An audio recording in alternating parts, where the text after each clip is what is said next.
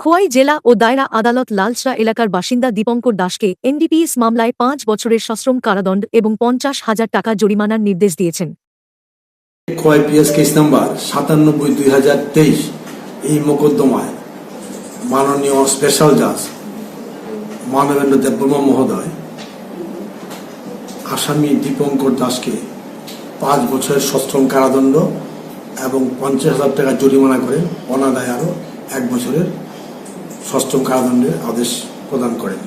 প্রকাশ করা আবশ্যক 2023-এ 17/12/2023-এ এই কেসের সূত্রপাত আমাদের খোয়াইয়ের এই দুর্গানগরের পূর্ণিমা স্কুলের সামনে আসামিকে ডিটেইন করা হয় এবং ওর কাছ থেকে হিরোইন উদ্ধার করা হয়। পরবর্তী সময়ে এই মোকদ্দমার আয়ও রঞ্জিত সরকার চার্জশিট প্রদান করেন। মাননীয় আদালতে 15 জন সাক্ষ্যপক্ষ প্রসিকিউশনের তরফ থেকে গ্রহণ করা হয়। এই 15 জনের সাক্ষ্যপক্ষে আসামির দোষ প্রমাণিত হয়।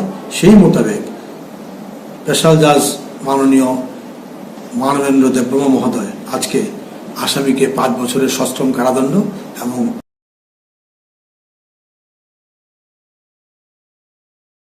আদেশ প্রদান করেন। ধন্যবাদ।